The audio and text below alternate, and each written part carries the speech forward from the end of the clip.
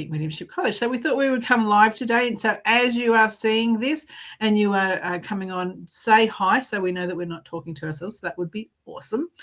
We've come here. We wanted to talk about a few things. We want to talk about your spiritual team, who makes up your spiritual team, how they work with you, how you can work with them. But before we do that, Melissa, people might not know who you are. So I would love for you to share a little bit about you and your journey. Wow. Well, thank you very much for having me on. My journey has just been, there's so many things. Let me just pinpoint it to one thing because it's so varied and exciting and sometimes a little bit unbelievable, but that's where the magic lies, isn't it? Because we get into this industry because we're drawn to the magic of it, and then we realize that it's not so much magic but it's reality, and then we understand all of that. So when I look back, I've been with the college for 6-7 years now, I think it is. It's a while. Right from inception. You keep wanting to be around us, so which is fabulous. I know, I can't get enough. So I started my life, my journey, as a personal trainer and a massage therapist. So that all those years ago, so I've been doing that for about 30 years.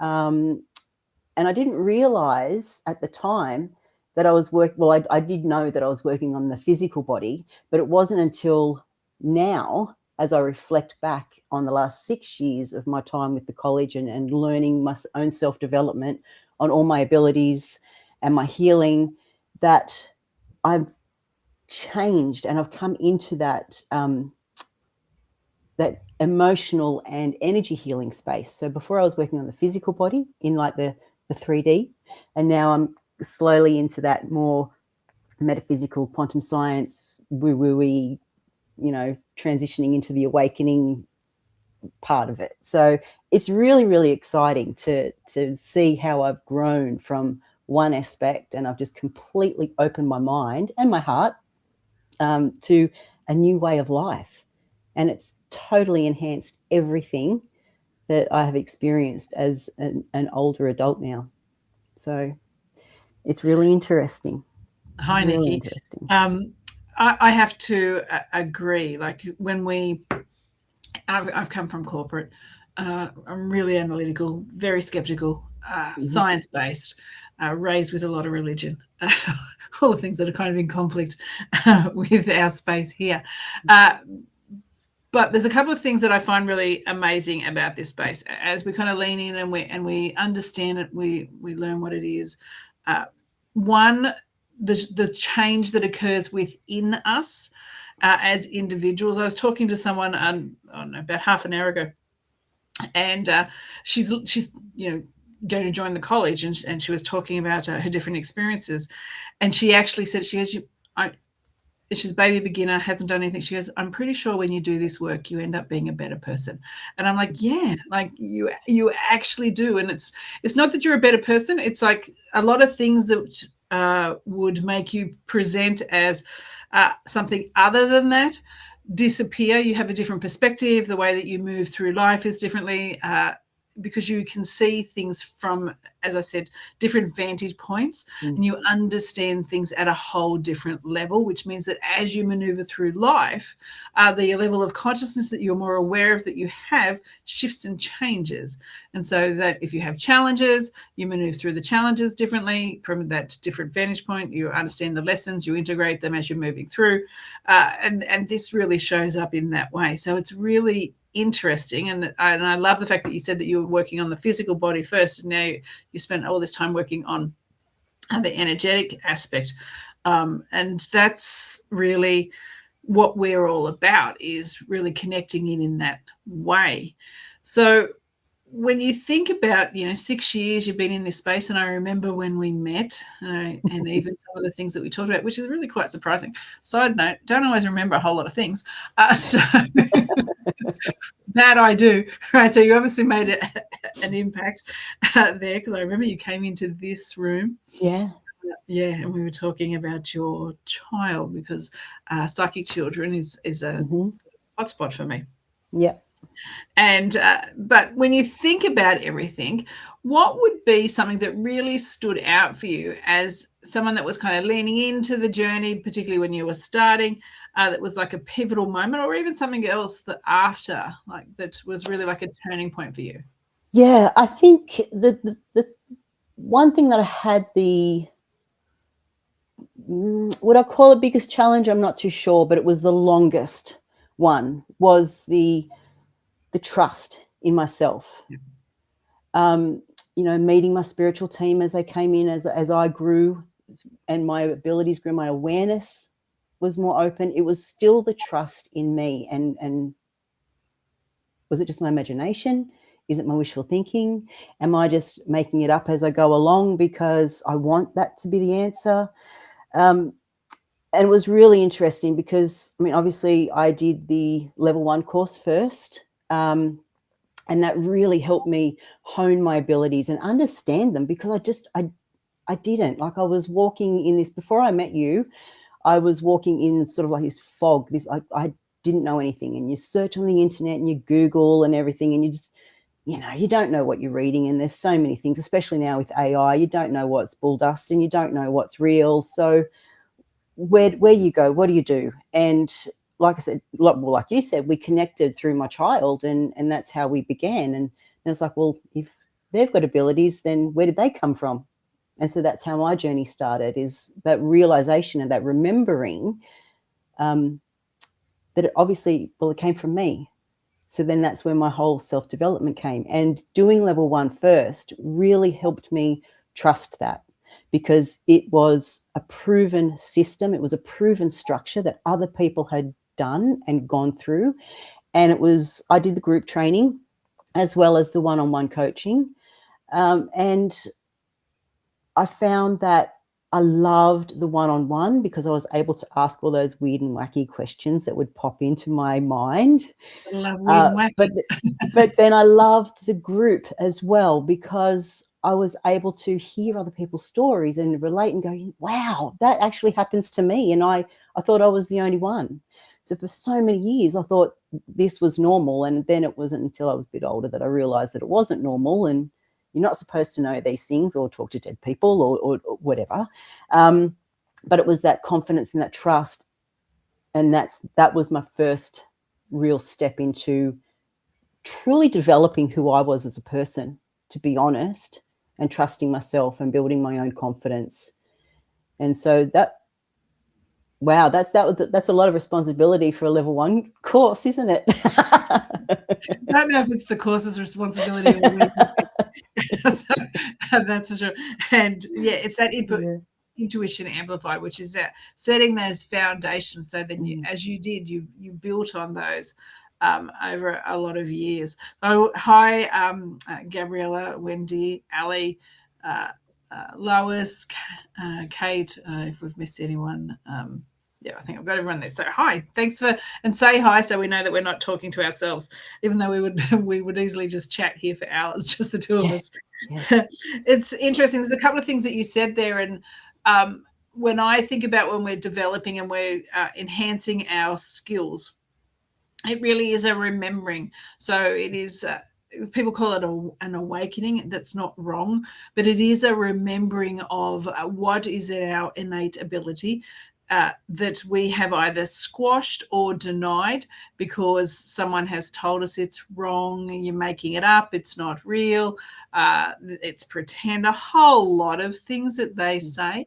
And this is then why we then ultimately don't trust ourselves, because often when we're either children or even adults and we'll have experiences, whether it's seeing things, hearing things, and we might express that to someone, and then they're going to tell us that that's not real, that we didn't have it, we didn't experience it.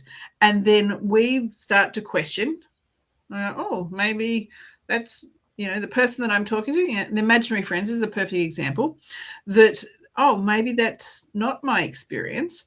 And so this is where that doubt kicks in. We get from whoever's around us when we share this information. They create the doubt. They don't necessarily intend to, but it's what happens. And then we don't trust what we're experiencing because the doubt has been placed in us. And so then what we have to do as we are learning our skills is to start to trust ourselves and trust the experience that we are having there. And there's a whole lot of ways that we go through this. And when we're Intuition Amplified, what we share in there is some really simple hacks to build up confidence and trust in the abilities. So you can quieten the ego and allow you to trust what your nervous system is processing, the neurology of what we are learning, and obviously the energetic aspects. So and the more that we do that, the more that it grows. You mentioned your spirit team. Mm-hmm. Right. Yep. So I'd love to know, because I do share about my experience, right? And I'll continue with that in a sec. But what was your first, that you can remember, encounter with a member of your spiritual team? And I'd love other people to put it in the chat, because I can see we've got some people joining us. Hi, Jules. Stephanie, your in the chat, put in there like any kind of thing about your first encounter with your spiritual team. But Melissa, what was yours? Oh, that was so long ago. I do recall, because obviously, like, as I was just talking about before, is it my imagination? Is it my wishful thinking? You know, give me something, give me a definitive answer. So there was two things that I had. So when I had, just before my penny drop moment, I said, all right, is this real? Like, I want to see if you're really here and you're talking to me and it's not in my imagination. I want to walk down the street and I want to see a wall, because magenta pink is my favorite color. I want to see a wall of magenta pink, a wall of it. Now, at that stage, I lived in Penrith. There's, not a lot of magenta pink walls around that area. But I was walking down the main street, and then I thought, I'll just take a little turn as I was walking down to the shops. And there's this florist, and their whole window, the whole display was magenta pink flowers. Oh, fabulous. And I normally wouldn't walk past that way. And I'm like, okay, thank you. Thank you for that sign. But just so I can make sure, can you, and then as I was saying the question, I heard in a male voice, no, that's enough. And that was my penny drop moment, because I'm formulating in my head the question and I'm saying it to myself. How can I say it to myself and answer myself at the same time? I can't. And then I think it was probably that week or maybe a couple of weeks after in class, you'd mentioned something in regards to that. So you had validated what I had experienced only a day or a week before. So I guess there was three things there in a row. Yeah, I'm a bit like a couple of others here that are in the chat. Like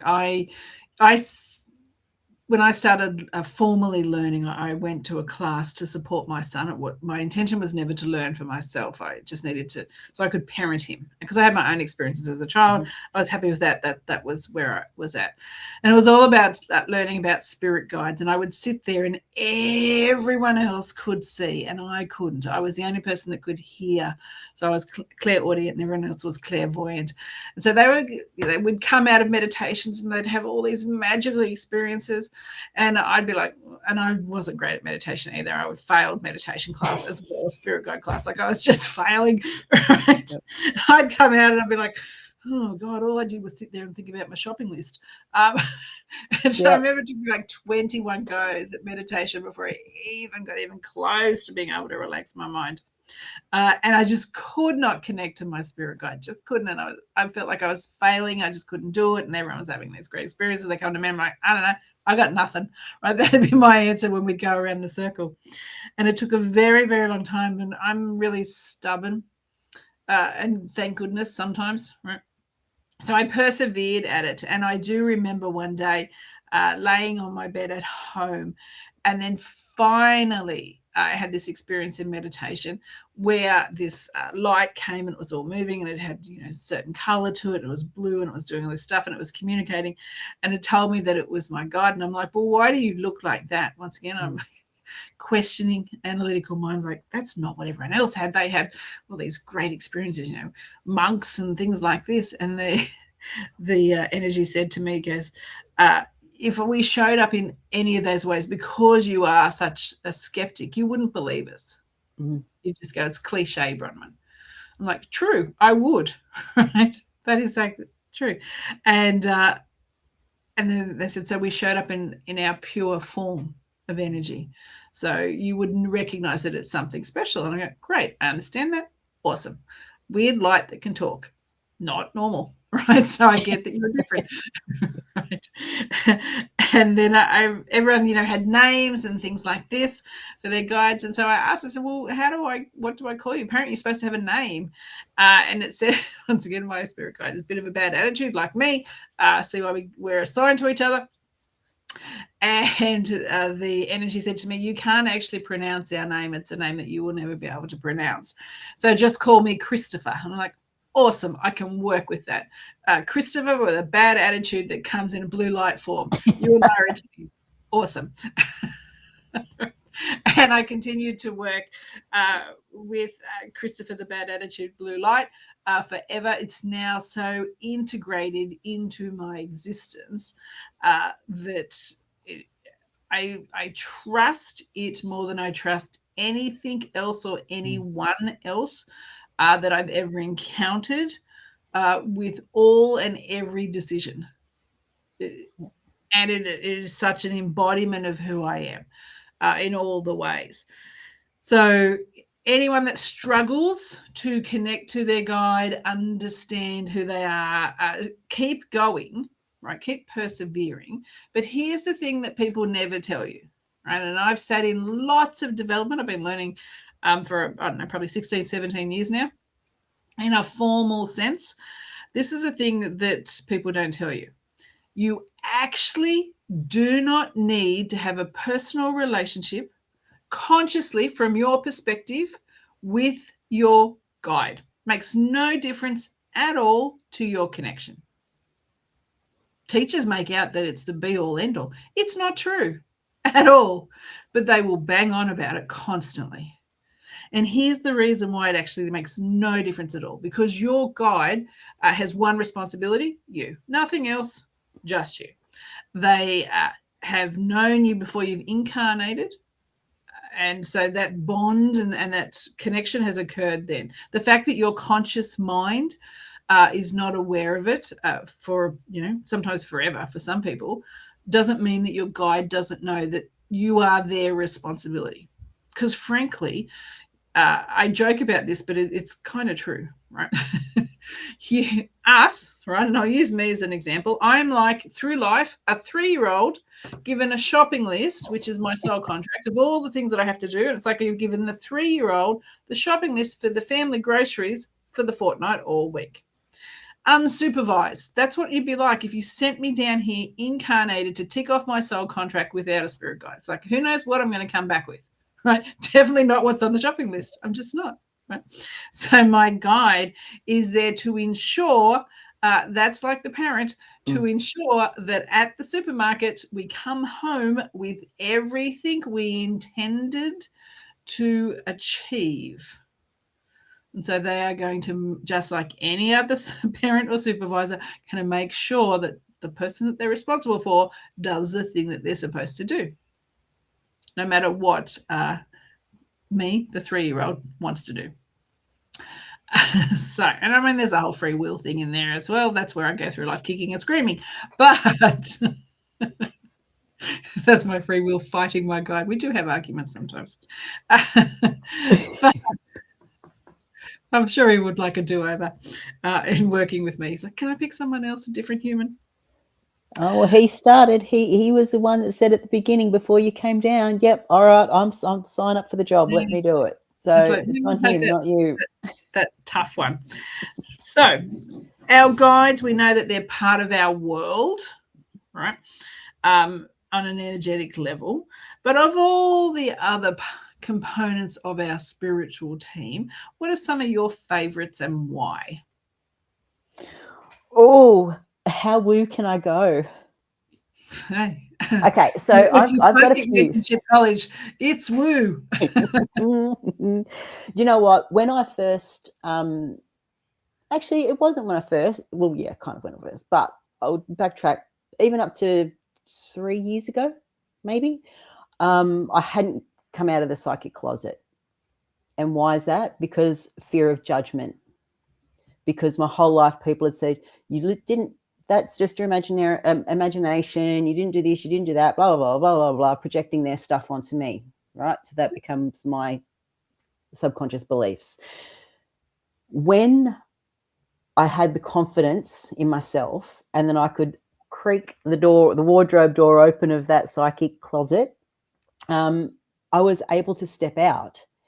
And then there was a whole, I don't know, it was just almost like a whole weight of the world just lifted off my shoulders because I didn't care what other people thought of me. I realized that, and I learned this a lot through the mind mastery course as well. When I did that, I have done that 3 times now because there's so much value in it that once just isn't enough. It's like going on a roller coaster. You don't go once, do you? Because you love it. So you go a few times. So for me, mind mastery is my roller coaster. But from that, I learned that what other people think of you is none of your business. And because that's what they need to learn on. So they're projecting their stuff onto you as a reflection. So I'm a mirror to them, to what they need to work on. You're welcome. There you go. Take that, sign up to Mind Mastery and figure stuff out. So when we talk about my spirit guides now, I've got a few. Like I started with Cain, who was my first one. He was my protector, is still there. He's my main man. When I first met him, I said, all right, same thing, human thing. What's your name? What do you look like? What do you do for a job? What are you supposed to do for me? Blah, blah, blah, blah, blah. So he is very, very much like Henry Cavill. So, I feel like I'm pretty lucky. That's how he's kind of projected himself to me. So that's okay. I don't mind that. Then I went through, I've got Ogden, who's my rune guide. And because I've done tarot and rune and oracles, and I love doing everything, bit of everything. So I've got different guides for healing. Ozzy, who's my Akashic Records and my script guy. Then lately, the one that I've worked with the most, and this is why I ask how woo we can go, is because I have worked on myself to a level that and I'm not up myself, please don't take it the wrong way, but I'm at a higher frequency where I'm able to connect into higher dimensional beings. So, and as with your guide, Christopher, he couldn't give me a name because I wouldn't have been able to pronounce it because it's the frequency of a color. Yeah. So the song You Can Call Me Al came on. And so I call him Al. Al is my Arcturian guide. He's my star being that I do a lot of work with daily to be able to learn about frequencies, learn about multidimensional healing, learn about multidimensional chakras. And it's just been a crazy fun ride. And I'm a pretty grounded person, open skeptic. So I give him, I make him work hard to be able to prove things to me. But so he's definitely the boss cocky at the moment in the hen house. Boss cocky. That's an Arcturian. Why wouldn't you love that? There's a couple of things there that you said that I think are really interesting, and it's that coming out of the closet space. That's definitely something that a majority of us have to work our way through, and it is a coming out process based on other people's beliefs and what they project. And so we have to find our way in that space. The other thing that's interesting too, and I find it to be true as you've said it, and when we work on ourselves, there is a direct correlation, once again, and it's starting to be discussed a little bit more now, but when I first started, no one was talking about it, that if you don't do the work on yourself, and some people call it shadow, I just call it actually understanding what life has given you, which is, as you said, Mind Mastery, we cover that. So it's about that personal development space. But if we don't work on ourselves, the belief systems, understanding why they're there, understanding that you can rewire them and doing that work, then there is your skills, your technical skills in connection will be impacted. So they have to happen parallel. And as you do that work and you work on yourself, as you've indicated that you have, then your frequency changes, which means that your access point to energy, in whatever form it comes in, you have a different access point. You can get to a different space there. And even if you sort of don't talk to Arcturians, because maybe that's not for everyone, right? Even if you stay in the space of psychic mediumship, healing, down in the the humanness space where we kind of are, the common things, your skills will be elevated. The information you can actually get in that space from the third and fourth dimension and fifth dimension, like where we work, will be so much more if you do the self-development. And you'll see it, even because I've been in the industry for a long time. I've seen all different kinds of readers, and you'll notice those readers that don't do the personal development work. One, you can see by the way that they behave in readings and how they project and what they do and say and stuff like that, but also in the level of skill. So you know that they've stopped developing in that personal development space. So it's really interesting that correlation there. But the other thing that I find fascinating is you've got the Arcturians, and I've noticed in readings, because I do about 400 readings a year over and above all the teaching, that other beings are really presenting as guides around other people. And so we need to open our mind on our guides. So there's certain ones that we're aware of, right? We're aware of our spirit guides, that they exist even if we don't have a personal relationship with them. We're aware that our loved ones, so those people that we knew, right, or that are part of our family that knew us, might have, maybe they passed just before we were born, but they're in our family pool. We know that they guide us slightly, right, through life. That we've got our master guides, our ascended masters. We've got this structure. We've got our animals as well, and angels. So we've got this sort of standard team that we're aware of. But because everything's shifting and changing, it's so exciting. It's like we've got a whole lot of bonus energy that is coming through that is able to assist us. And so if you are on a learning journey or you're in this space, open your mind to what also could be supporting you. Because I am not, when I do, as I said, when I do readings and people are asking me, who's my guide? And I'll invite them to come close and you'll see. And I remember this coming to the front of my mind. I can't remember when it was, let's just say like 6 weeks ago. It wasn't that long ago. That a lady, and yeah, I could see the guide. We could describe the standard guide. And then the more that I'm kind of looking who else is around her, I'm like, oh, look at you, you've got a bonus one. And the bonus one was from a different space. It was this higher dimension space. And I'm like, people need to be looking for other beings that are also supporting that weren't necessarily making themselves known previously, because things are shifting and changing, which is kind of interesting. But not, and this is the other thing. So I'll share a thing in regards to animal guides. So obviously our pets are a bit like our loved ones in spirit, like they sort of still hang around, support us, that kind of stuff. But we have our other ones, our totem animals. Now, the other thing with those, yes, we can have a dolphin and, wolf and all these kind of cool stuff for sure, right? But once again, in the openness of your mind, know that your animal totem can actually be a compository of other elements. Because mine kind of is. It's not like it's not like a normal, like mine's a fox, but it's like not a normal fox. Yeah. Doesn't look like a normal fox, doesn't behave like a normal fox.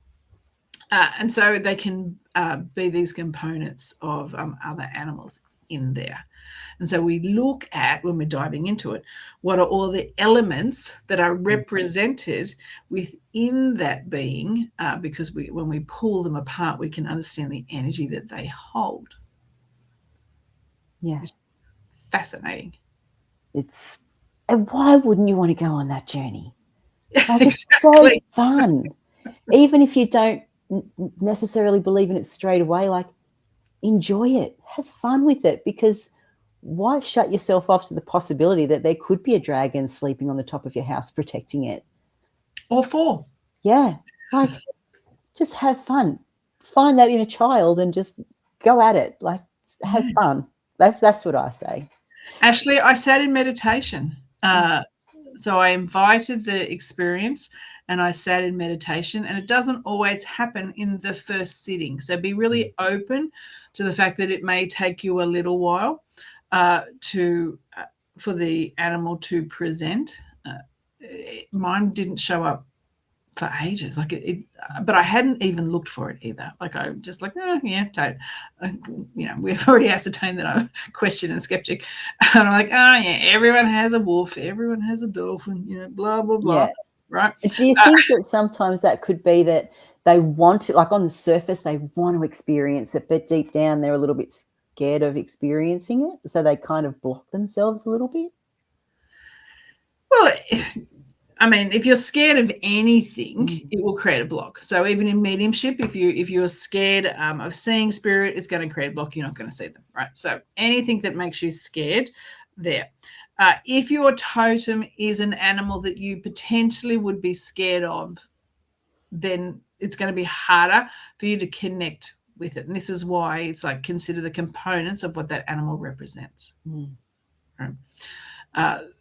Because and this is the other thing that I've noticed, the animal, and this is why I say don't get drawn into generic totems, because you're not generic, and your totem animal will have traits that you have. If you break down what their eyes look like, what color they are, if they've got fur or scales or whatever, like, if you break it all down, all the components of what and all the meanings for it, it will represent you on a level, because there has to be some kind of correlation for there to be a connection piece there. Black cat with green eyes. Awesome. Sounds like a gorgeous cat. So multi-layered, isn't it? Yeah. The symbology around everything. It can be surface level, but it can have 3 or 4 or 5 or even more different layers in it. That's what makes things so exciting to do and explore and learn about. I want to just cover one more thing before we kind of jump off, because it's a topic that is, I'm going to call it, sometimes triggering for me, as someone that was raised Catholic, went to Catholic family in the country, church every week, Catholic school until they told me that they no longer wanted me to be part of Catholic school. I questioned too many things. Is form, that's right. Is angels and the concept of angels and the way angels work. And I find it really fascinating because of how that concept of angels through religion influences them people when they get in this space. Right, so they still bring through that faith-based theory on angels. And my experience, and I can only speak to my experience and nothing more than that, is that not true. They don't look like how they're made to look like. They have a whole different energy, a whole different way of communicating. And we all seem to tap into one particular poor fellow. He works hard. Works hard for the money. Yeah, he does work hard. But what isn't discussed often is the intense energy that they hold, particularly in the arc space.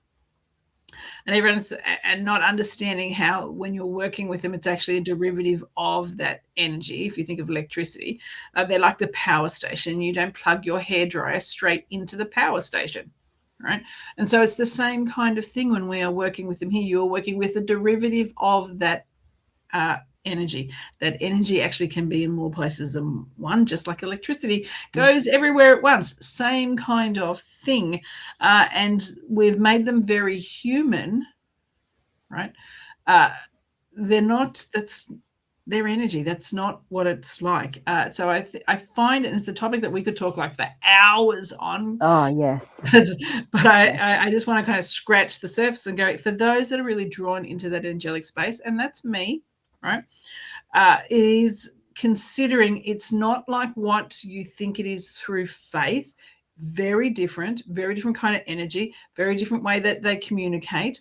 And the energy that they hold and the purpose that they hold is very, very different to what is expressed in faith.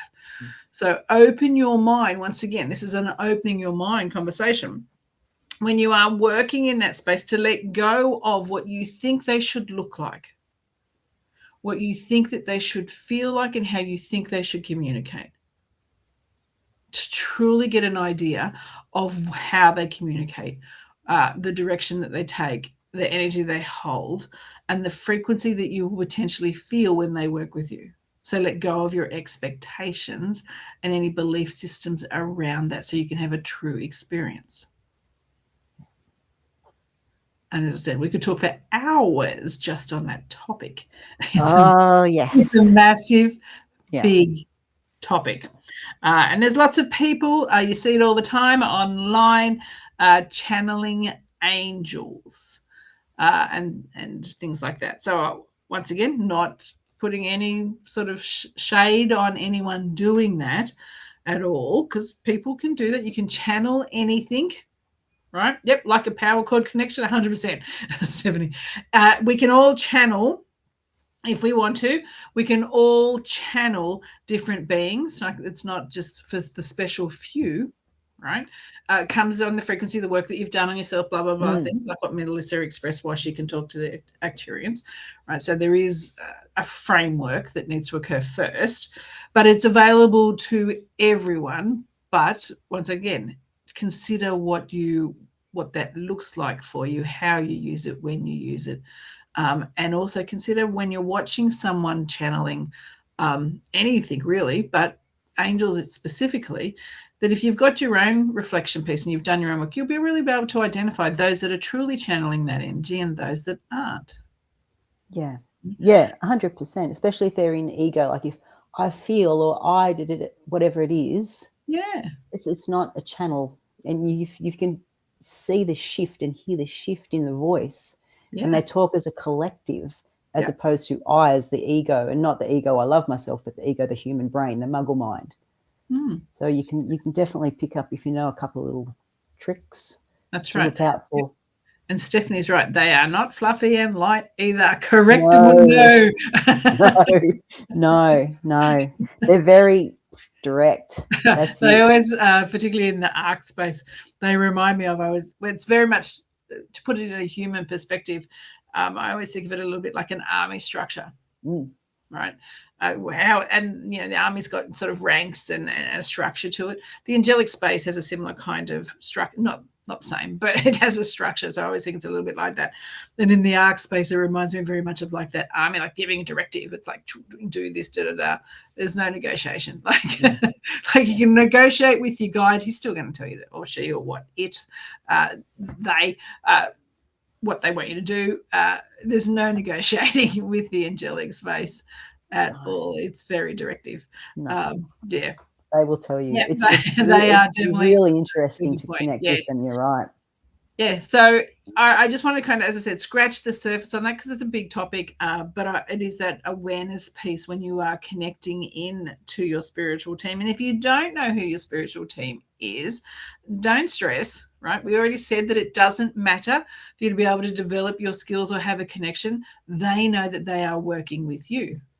So it really doesn't matter. But it is about being open to that you have a spiritual team. They are there to support you and guide you. You just need to invoke them, because they're not going to interfere with you. They're just going to stalk you. Basically, they're like, you guys like a stalker, until you acknowledge that they exist and they'll help you. Otherwise, they're just going to walk there and every now and then try and get you to tick something off your list, and you'll either do it or not, right? They're just going to do that the whole way through life. But if you make it a little bit easier by going, hey, don't know you, but I know you exist, help me out. Even if you're at that point, it's a great place to start. So before we finish, Mel, what's one thing that you want to end on? Oh, I would really, really love to invite everyone, everybody, get ready, Caddy. I would love to invite everyone to really check out the college, because it really helped me grow. It helped my child, who was 6 when he started. He's now 14. It helped him grow and flourish and understand his abilities. And even my littler one, who feels like he's a bit left out because he doesn't have anything, which he does, we're slowly learning, child-friendly ways of being able to develop him. And I wouldn't have been able to learn those skills to pass on to my kids without Bronwyn Jane, without the college, and without, the beautiful people that we've built the community with. Like, everyone's amazing. There's no judgment. You can trust and be your authentic self. And that's what I would say to anyone that was just even looking at doing any of the courses. Level 1 would be good. That would be good, so I can see everybody. But I strongly, with my whole heart, invite everyone to at least jump on and have a look at the website, have a look at the free resources, and then jump into level 1 if you haven't done anything, because the structure, the homework, the practice sessions that we all dread but we secretly love, it will just enhance your life so much. And I can't express it enough how much it's helped me with my life, my kids' lives, even my husband's sanity, thinking that I'm crazy, but now he knows I'm not. So yeah, I think that's what I would finish on. Awesome. Join. Didn't even ask her to say it. That's great. You did say something there that it is really kind of special. It happened by accident, which is the community that sits around the college. Like, we created the courses. I've done lots of training and years of things to build that space. But the college isn't that. And I never say that. It's not my truth. The college is the community. We are blessed. And as I said, I've studied in lots of places, and they may have Facebook groups, right? Because some of them do have, a Facebook group assigned to or linked to their educational space. But none of them have the community that sits within this Psychic Mediumship College. They don't have it, and it's the people that are the college. Yes, you come to learn technical skills, grow, hang out with me, get ridiculous jokes along the way, whatever, right? But it is the people that stay connected. We're really blessed that people come, they learn the skills, and they just don't go. Like, I try and push them out of the nest, they just won't leave. But the end result of that is that there is this most beautiful space where everyone supports each other, knowing that when we do that, it's that whole thing, when you lift everyone up, everyone benefits. And that's what we've got here.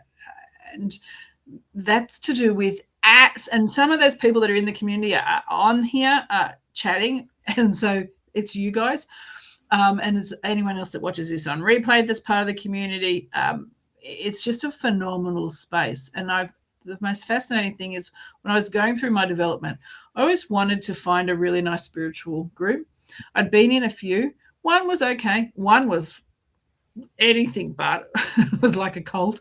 I think it was a cult, frankly. And then others were just kind of dead, right? There wasn't the community spirit. I didn't know that it was actually going to exist under the thing that I built. The thing that I was looking for ended up showing up. So it's really amazing. Yeah. I remember the early days when we first did the group, and there wasn't a lot of interaction in there, and you were thinking about closing it down because, and then no, don't. And then it just kind of like exploded. I know. There was at one stage of that group, so I don't know, got nearly 26. One group's got nearly 2,600 people in there. And one day I just got cranky and just went, that's it, I'm done. Yeah, but that's spirit does that all the time to me, where I go, I'm done, and they go, no, you're not. And they change the energy. So Psychic Mediumship College is the place that we're talking about. It is an educational space. We call it spiritual TAFE. So it is like a community college. It's got that energy, or TAFE, depending on where you are, like in the world. And it's all about spiritual development. That's where we're from. I'm the founder. Melissa is now a teacher there. After 6 years, she's come through and learned. And it is a space where you can learn intuition, psychic, mediumship, healing, meditation, protection. There's 25 courses on there. Actually, 26. We added platform today, just in case anyone wondered. So, with more about to be released. So it is spiritual TAFE, but it's spiritual TAFE with a heart is what it is there. So if you are beginning your journey, you've got any questions, as Melissa said, jump on to psychicmediumshipcollege.com. There is a heap of free resources there for anyone that's curious. And if you want to talk to anyone about anything to do with your spiritual development, just click on one of the buttons and you'll get to have a chat with me or someone else. Once again, Melissa and I love to talk, but mainly me. We have been on here far longer than we anticipated. So thank you for coming, hanging out, engaging, chatting, sharing. I appreciate it. And I look forward to connecting with you in whatever way that looks like in the future. Have an awesome evening. Bye.